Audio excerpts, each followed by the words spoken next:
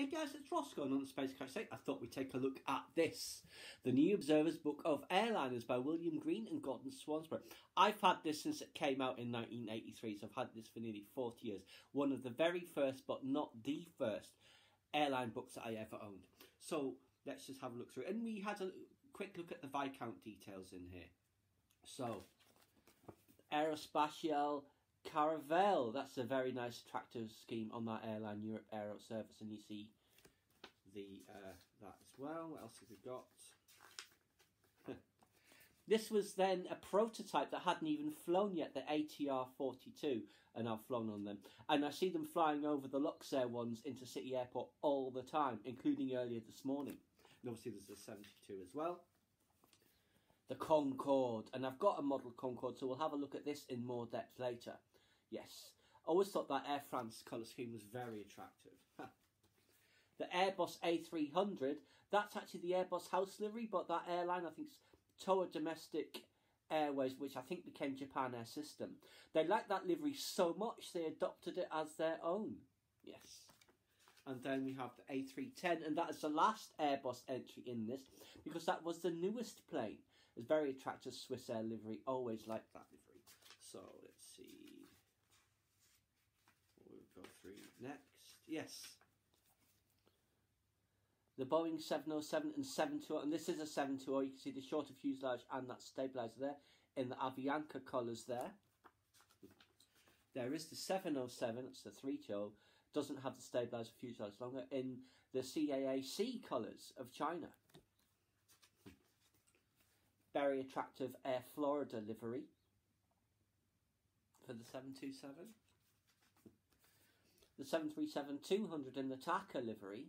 I flew on this many times on British Airways to and from Newcastle to London. There's the 300, which, as you see, that is a model, and this is incorrect because it doesn't have the straightened part on the stabiliser there. It's curved. Yes. And we have 747 in the CP Air livery. That's where I first found out there was a stretched upper deck version, because it mentions that in the notes. The 747 SP, and my pen at the time slipped when I was a kid. Very attractive in the Pan Am livery. The 757, which was a brand new airliner at the time, and that Eastern Airlines livery was very attractive. And then the 767, the 200. I flew on a 200 when I was doing my year in America on United in that livery from Heathrow to JFK. Now, that's all the Boeings, what we'll go through.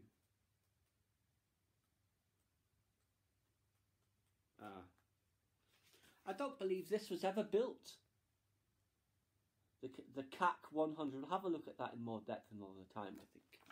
What else do we have? The Mercure, in that very attractive livery that they had.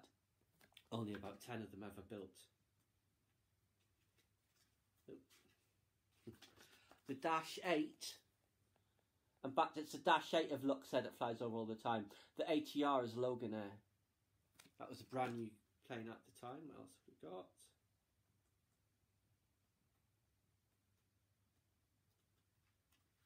The Trident in the CAAC livery.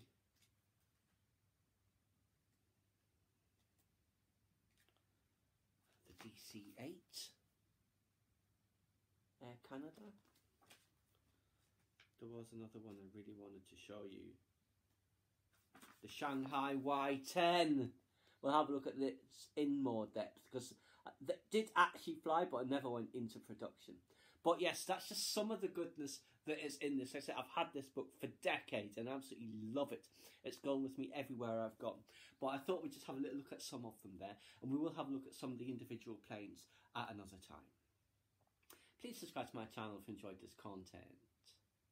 Leave me a comment suggestion for what topic you'd like to see discussed, or like the video.